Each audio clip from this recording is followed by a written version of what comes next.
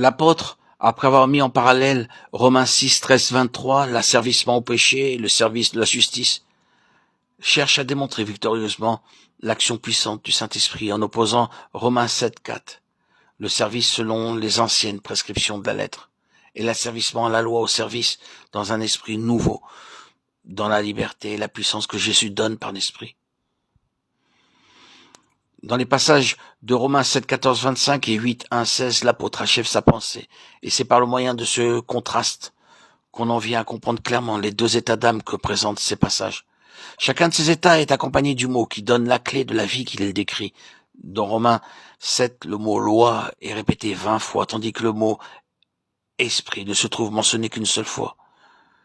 Dans Romains 8, au contraire, nous trouvons que dans les 16 premiers versets, le mot esprit revient 16 fois.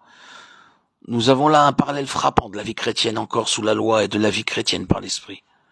Paul avait déclaré hardiment non seulement que nous sommes morts au péché, affranchis du péché pour servir à la justice et à Dieu, Romains 6, 11, 18, mais encore que nous sommes morts à la loi sous laquelle nous étions retenus, afin que nous servions Dieu dans un esprit nouveau, et non plus selon les anciennes prescriptions de la lettre, Romains 7, 6. Ici, nous avons un nouveau pas en avant. Dans Romains 7, c'était la mort au péché et l'affranchissement du péché. Dans Romains 8, c'est la mort à la loi et l'affranchissement de la loi. Romains 7 parlait d'une vie nouvelle, Romains 6, 4 comme d'une réalité objective qui nous était assurée en Christ, tandis que Romains 8 nous parle d'un esprit nouveau. Romains 7, 6 comme d'une expérience subjective qui nous fait faire la présence du Saint-Esprit en nous. Celui donc qui veut connaître et posséder pleinement la vie par l'Esprit doit savoir ce qu'est la vie sous la loi et comprendre à quel degré l'Esprit l'affranchit de la loi. Dans la description que nous fait l'apôtre Paul de la vie du croyant encore asservi à la loi et qui cherche à l'accomplir, il nous signale 3 états d'âme qui caractérisent bien ces 3 mots. La chair, l'effort, la captivité. La chair lorsqu'il dit « je suis charnel, vendu au péché, le bien n'habite point en moi », c'est-à-dire dans ma chair, Romains 7, 14, 18.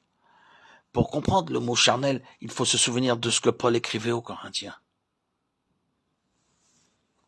Pour moi, mes frères, je n'ai pu vous parler comme à des hommes spirituels, mais je vous ai parlé comme à des hommes charnels, comme à des enfants en Christ.